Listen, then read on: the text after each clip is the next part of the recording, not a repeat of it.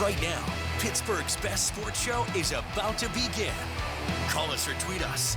We've got things to talk about on the Ireland Contracting Nightly Sports Call.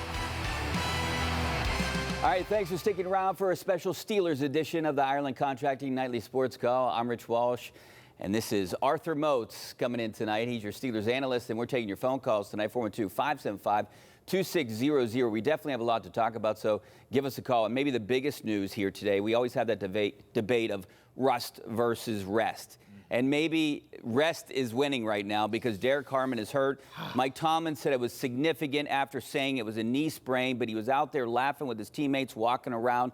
I guess we're going to have to wait and see how significant it is. What is it exactly? Yeah, absolutely. And I think that's the thing that as much as I want to have that same sigh of relief because he was very casual on the sideline, you won't know officially until he has that MRI. And that could be later tonight or first thing tomorrow, but he has to get that to just see was there any tear, because that's the difference between 2 to 3 weeks versus surgery, versus a guy needing surgery where he'll be out an extended portion of time, 6 to 10 weeks or even the full season.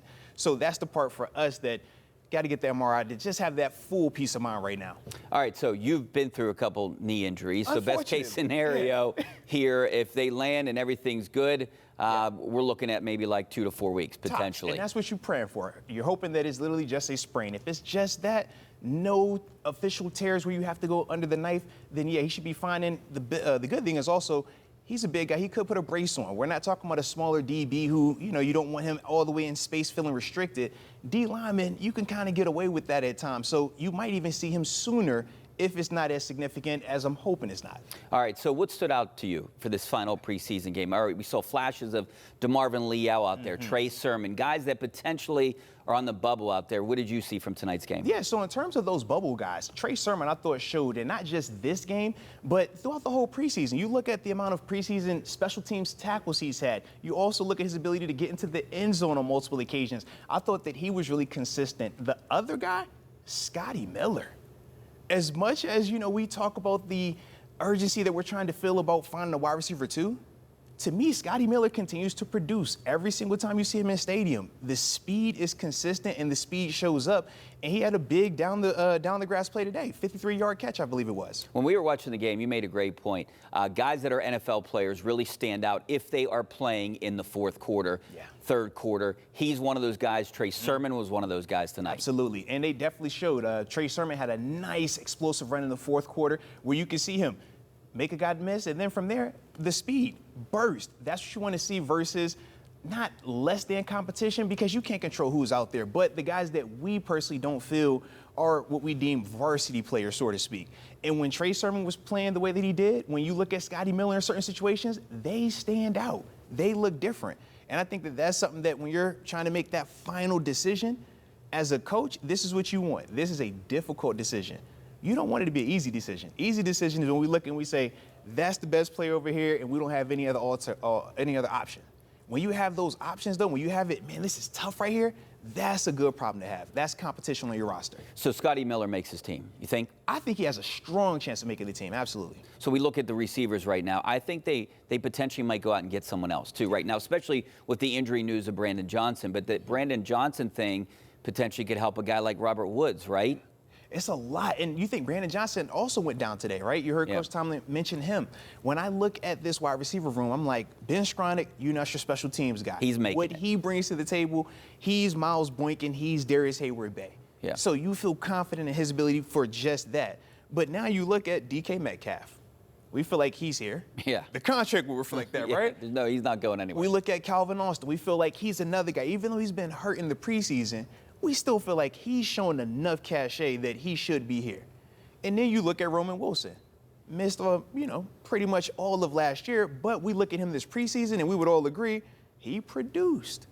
And he produced on multiple occasions in multiple games, and I think that's something that you want to see in young players. So as we're doing those numbers, though, we're counting these receivers up, and it's like, well, how many slots are we going to take? Are we going to keep 6? Are we going a 7th? You can't go 7 receivers, right? Because now you're looking at what that does to running back or what that might do to somebody on defense from just your depth standpoint. So these receivers, I think they did a good job, the Scotty Millers of the world. I think he did an excellent job in terms of making it tough. And Brandon Johnson did as well. I just think him getting hurt is very, very tough on him right now when you're trying to just find that final roster spot. And Aaron Rodgers made it a point to call out Scotty Miller's name a few times here tonight, so that makes me think that he's going to make the team. When you go back to numbers, and that's what it is about right now, and injuries too, because you have a Nick Herbig injury. You don't know about that. You don't know about Derek Harmon. But you look at, are you keeping 6 receivers? Can you keep 6 receivers and 4 running backs? Is that possible right now? And I think that that's the challenge. As much as I would love for us to say, yeah, keep 6 of these wide receivers, keep another additional 4 running backs, now I'm asking myself, well, how many offensive line do we get to keep if that's the case? How many defensive line do we get to keep if that's the case? I'm torn between a Trey Sermon versus a, maybe it's the Scotty Miller, right? Maybe that's the argument. Or is that Trey Sermon versus Robert Woods? Yeah. That could be legitimate. Or is that Trey Sermon versus Brandon Johnson? Or Trey Sermon versus Beanie Bishop. I mean, what are you going to do with your slot guy, on defense? And you think about Brandon Echols. He's played well this preseason. He's made plays. Beanie Bishop has also made plays. Yeah. I think those 2 dudes, as individuals, they should be here. But when you're talking about a DB room that includes a Jalen Ramsey, a Darius Slay, a JPJ, and now we're going down that list, and it's like, man, we haven't even included James Pierre. Who had an interception. Think about that. We didn't even include him. So all of these dudes in that room, this is what you want, but this is why it makes it so tough. But in order for you to have a championship roster, you need this. You need these type of position battles where we're saying these are quality players. Beanie Bishop had 4 interceptions last year. That's a quality player. But there is a legitimate chance that he could not be on this roster. And when you think about that, you're asking yourself, is this roster better or is it worse? And the thought process is that it should be better because of how much more we've added to that room. And not just in terms of Beanie Bishop, but just the team as a whole. You want to add talent. You want to add competition and talent. So every position we can go down and say, well, Ed, this group is better than it was last year. Why? Because inside linebacker, for example, did anybody think of Cole Holcomb after he got hurt last year? Absolutely not. Have you seen 55 this preseason, though? He flashes. That's a guy that throws a monkey wrench into the equation, so to speak, because you're not expecting him to be a legitimate guy right now coming back from the injury. It was supposed to be, all right, you got Malik Harrison in here. That's the guy that should be LB3. But now with Cole Holcomb, now that adds more conversation. It adds more, what do we do with Mark Robinson now? Another big question mark. Absolutely. Tell you what, Peyton Wilson's all over the field, though. Gotta like him. Guy flies around, absolutely. And I love his effort. That's one of those guys, you look on the play tonight, we end up having a couple missed tackles. Running back has a nice little gain in the first quarter, but Peyton Wilson's the guy that chases him down. Peyton Wilson's the guy that goes, he's front side on the play, the missed tackle happens, but he's still the guy that goes and chases him down and gets him on the ground. Those things add up. A lot of guys won't put that forth effort because it's like, man, guys missed a tackle already. Somebody else will make the play. I got to conserve my energy. Not Peyton Wilson. He literally, this is the 3rd preseason game, and a game for, in terms of who he is meaningless, right? Yeah. Peyton Wilson's a guy that we're going to gauge his production in the regular season. And we're going to determine if he had a successful season or not based on what he does in the regular season. So to see him putting forth that type of effort, that type of desire, we call it want to, right? Yeah. The desire and the want to make a play.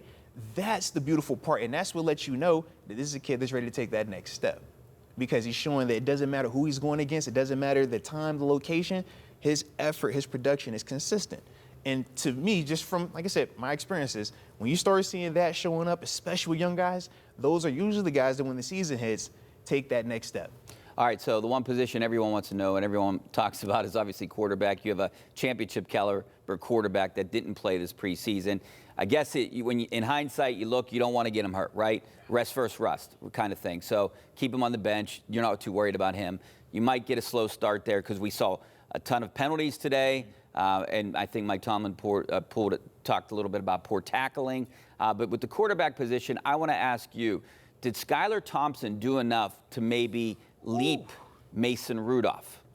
To me, I thought Skylar Thompson was really impressive this preseason. I thought the way that it started off, both of those guys, in terms of Mason Rudolph and Skylar Thompson, preseason game 1 lit it up. They looked good. But then we saw in week 2 what? Both of those guys turned the ball over. But at the same time, it was kind of that mixed bag. They did do some things that we liked, but as a whole, you don't want the turnovers. Now you fast forward to this 3rd preseason game, and what do we see? Mason, unfortunately, has another turnover, but then you look at Skylar Thompson, and he shows some more consistency. I think it was 2 incompletions that he had, but over 130, 140 yards passing, plus the touchdown.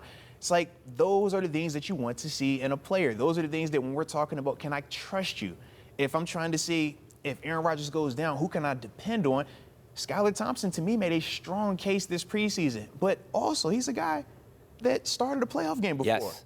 He started. Miami Dolphins playing against the Buffalo Bills. Josh Allen took him down to the wire. So this isn't a guy that has it where it looks like the moment is ever too big for him. And I think that those are the things that when you're just talking about in worst case scenarios, because if we get to QB3 or QB2, it's a bad scenario, right? That means something has happened to Aaron Rodgers.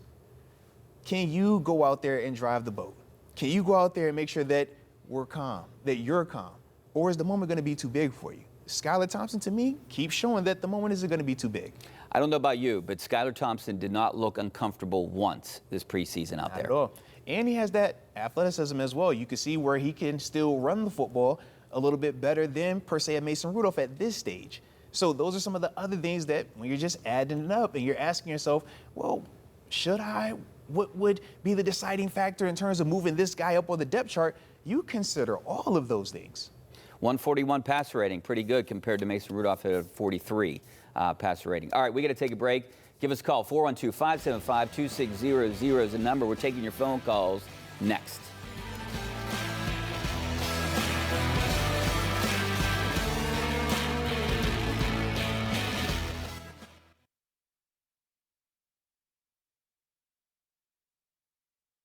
We'll be all right. Okay. All right, go ahead. Okay.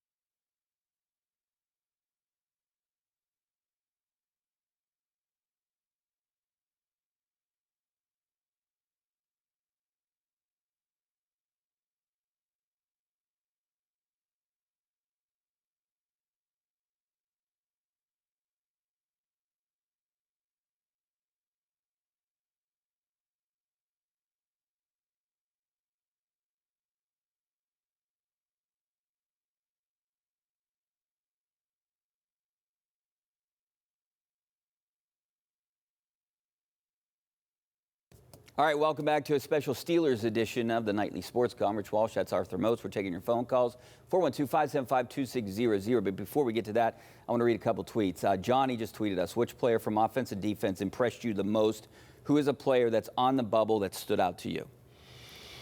Oh, all right. So the player that impressed me the most, if we're talking specifically tonight, Scotty Miller definitely showed a lot, but to me, throughout this whole preseason, the guy that I would say offensively impressed me the most has been Broderick Jones, because to me, that's the guy that a lot of eyes were on. We know the reports coming out of preseason, or coming out of training camp, they weren't the best. Alex Highsmith was having a lot of success against him.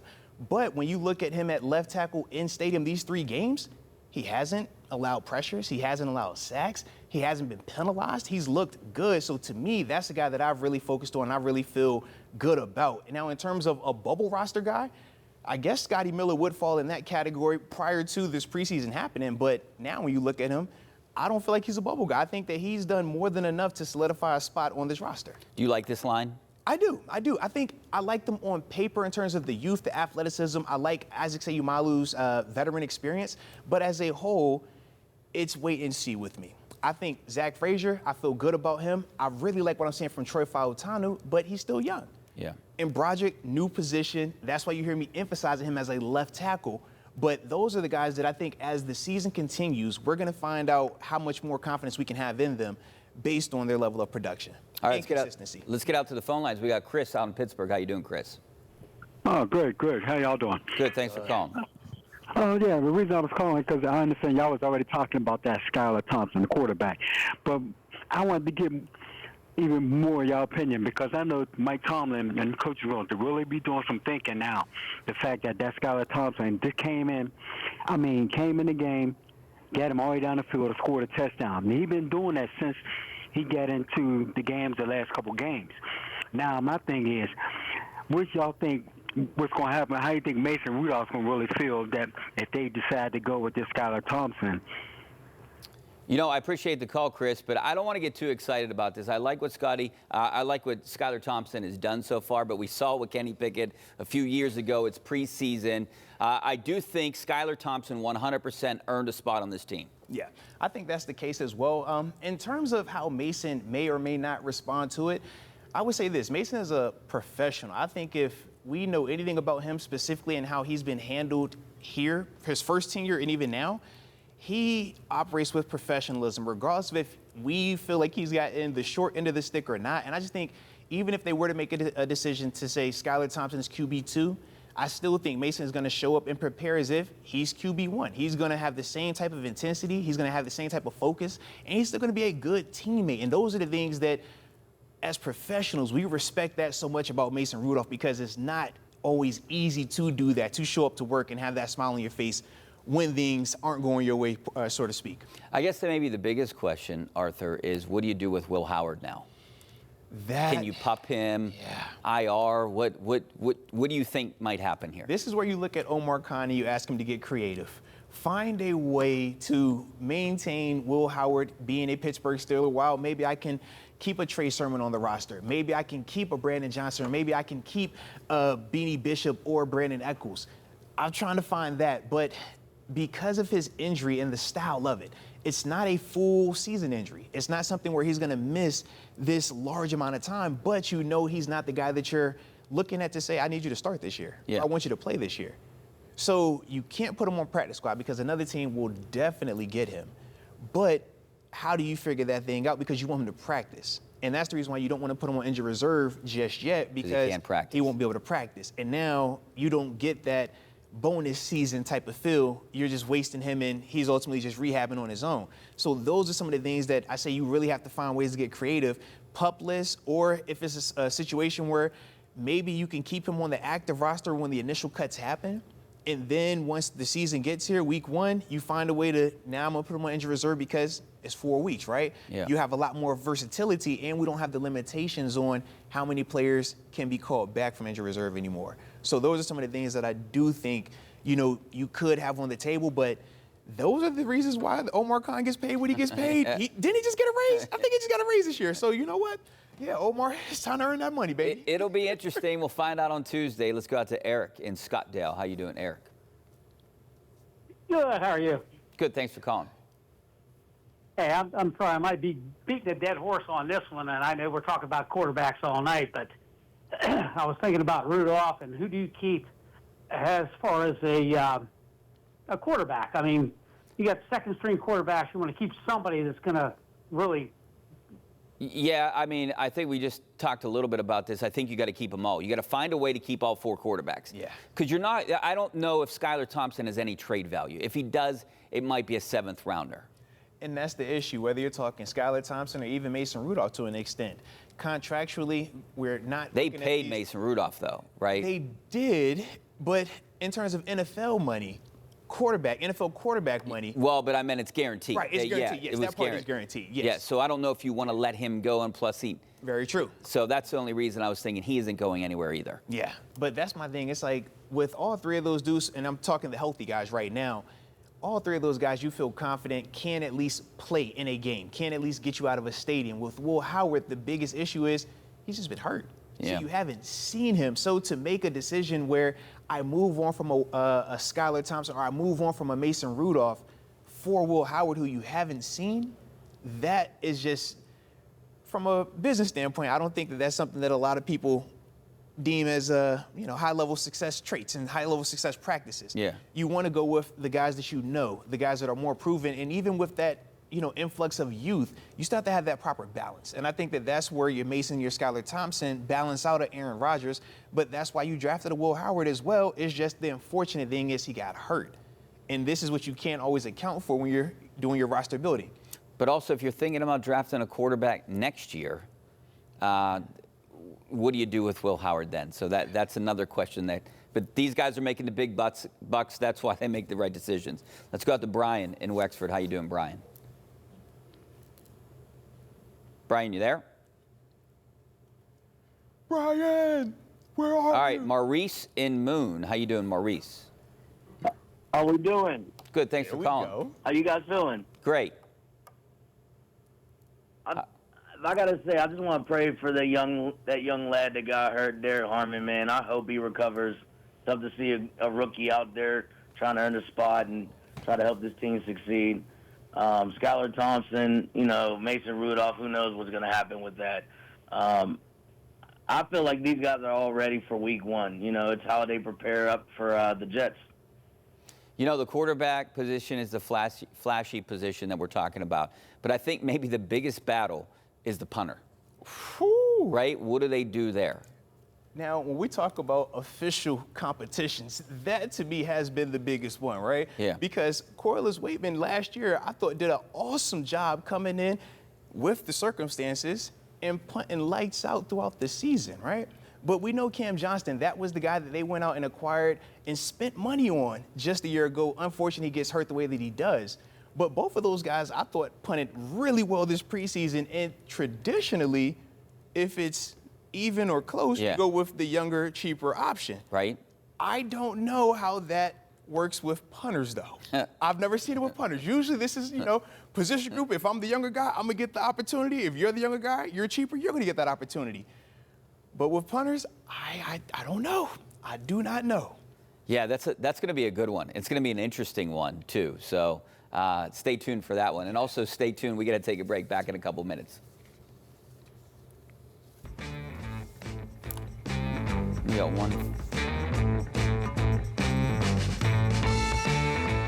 Welcome back, and right back to the hotline. We got Jimmy out in Sharpsburg. How you doing, Jimmy from Sharpsburg? Yeah, fellas, how you doing? I got 3 things for you. First off, I'm a huge fan. I watch the show all the time. It's fantastic, absolutely fantastic. Thank Second you. off, I want to know where the suits come from. The suits are absolutely outrageous on you fellas. Third off, I want to talk about the third quarter of the game today. It was absolutely horrendous. I understand we came away with a win, but there were a couple of things that happened. Mira Thor on the 40-yard line, a couple of things that really threw me off. I want your thoughts on that, please. I'm watching this game. I'm watching specific players more than the game itself because it doesn't mean too much, right? That's kind of how we watch the game. Yeah, when you're talking about this third preseason one, that's why you heard me talking, and at least me and you. I'm looking at Broderick Jones. I'm looking at Carson Bruner. I'm looking at Caleb Johnson because, to me, big schemes, they're not really doing a lot of that. It's not a lot of game planning. But if you're looking at individual performances, you're able to see how a guy is getting in and out of a huddle, how a guy is giving and receiving pre-snap information, and more importantly, is a guy getting to the football and finishing the play. And that's kind of what we talked about with DeMarvin Leal tonight, who we thought flashed a lot, but still kind of left some more production kind of out there. That's what we were more so focused on tonight versus how did they look as a whole? Like, is this the best scheme, or should they be calling these? Like, that's kind of the approach when you're looking at this preseason matchup. All right, so we have about 30 seconds. Any big name cuts? We got Connor Hayward potentially on the bubble, Cam Johnston, DeMarvin Leal we just mentioned, Beanie Bishop, Mark Robinson. All of those guys. You might as well include Cam Johnston in there as well, because you think about it, any of those guys can fall victim to this. As much as I hate to pick one, I still think Connor is probably the most in danger just because Beanie Bishop, I think that the interceptions that he's had last year hold a little bit more significance right now.